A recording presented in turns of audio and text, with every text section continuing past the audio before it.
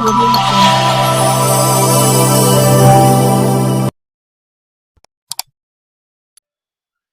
दोस्तों, भाइयों बहनों, आप देख रहे हैं टीवी7 न्यूज यूपी। आपका स्वागत है। दोस्तों, जैसे जैसे लोकसभा चुनाव 2024 की तारीखें नजदीक आ रही है, आपको बता दें 5 राज्यों के चुनाव होने, 5 राज्यों के चुनाव की तस्वीर साफ होने से पहले राजनीति लोकसभा की 2024 के चुनाव की गर्माती जा रही है। आपको बता दें, मोदी सरकार के ऊपर विपक्ष इंडिया गठबंधन का आरोप लग रहा है। आरोप यह लग रहा है, अभी बीते दिनों जो है आम आदमी पार्टी के संयोजक और दिल्ली के मुख्यमंत्री केजरीवाल को नोटिस ईडी के द्वारा जारी कर दी गई। हालांकि वो पेश नहीं हुए और वहीं मध्य प्रदेश में उनकी जनसभा होनी थी और आपको बता दें कि जनसभा की परमिशन नहीं मिले, जिसके कारण वो जनसभा को संबोधित नहीं कर सके। ईडी आने वाले दिनों में आम आदमी पार्टी को नोटिस जारी कर सकती है। दोस्तों, लोहिया की धरती से एक प्रतिनिधिमंडल अभी बीते दिनों गया हुआ था। समाजवादी पार्टी के वरिष्ठ नेता, पूर्व जिला अध्यक्ष मोतीलाल वर्मा के पुत्र नवीन वर्मा जी गए हुए थे, नेहरू जी। उनके साथ में लगभग आधा 1-2 दर्जन से लोग थे। पटना के मुख्यमंत्री से लगभग कितनी देर बात हुई, किन विषयों पर बात हुई, आइए सीधे चलते हैं। नवीन प्रकाश बोले सीधे हमारे पास मौजूद है। नवीन वर्मा जी, आप क्या पटना गए हुए थे, नीतीश जी से बात हुई, बिहार के मुख्यमंत्री से बात हुई, ऐसे में क्या बातचीत हुई? क्योंकि यूपी से देखा जाए तो बड़ा सूबा है, 80 सीट है यहाँ पे और यहीं से ही कहा जाता है कि प्रधानमंत्री का रास्ता जाता है। तो ऐसे में लोहिया की धरती से आप गए हुए थे, क्या बात हुई, क्या हम लोगों का औपचारिक प्रोग्राम था उनसे मिलने का। लेकिन इस सिलसिले में जब हम लोग वहाँ बैठे 15-20 मिनट हम लोग की जो बातें हुई, उसमें ये बात आई चुनाव लड़ने की उत्तर प्रदेश से, तो जिसमें फूलपुर भी एक नाम है जी।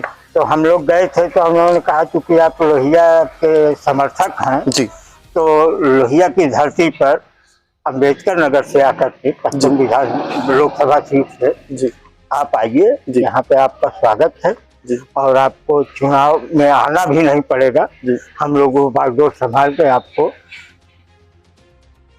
सांसद बना देंगे। अब इसके बाद अगर आपका ऊपर गठबंधन में कहीं और ऊपर दर्जा बनता है तो उसका लाभ अम्बेडकर नगर जनपद वासियों को भी मिल जाएगा जी। यही बात हुई। बसपा सुप्रीमो का गिर जनपद है, ऐसे में लोहिया की धरती भी कही जाती है।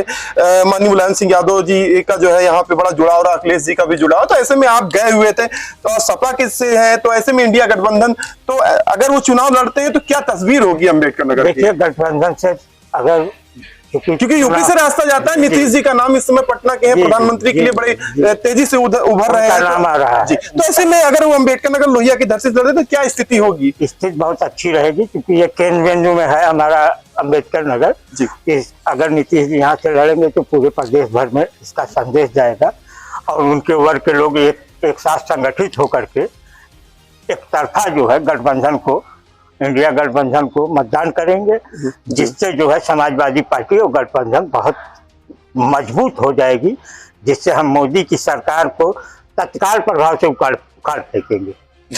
दूसरा सवाल हमारा है कि अभी बीते दिनों एक साधु की हत्या मंदिर में कर दी गई, तो ऐसे में दिन दहाड़े की गई ऐसी हत्या, तो ऐसे में क्या कहना है आपका? योगी राज में आप देख लीजिए, जो काम हो रहा है सब दिन दहाड़े हो रहा है।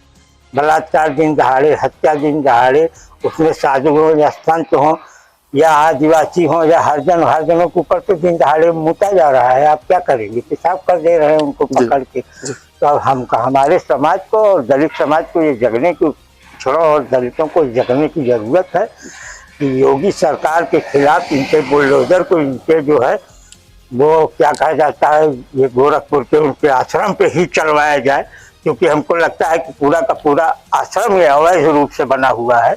इस पे भी एक बार बुलडोजर अगर सरकार आप लोग बनवा दीजिए प्रदेश में एक बार, माननीय अखिलेश यादव जी की, तो एक बार इसकी जांच होगी और इसके ऊपर भी कार्रवाई होगी, क्योंकि योगी जी तो खुद ही अपराधी हैं, उनके ऊपर सैकड़ों अपराध दर्ज हैं।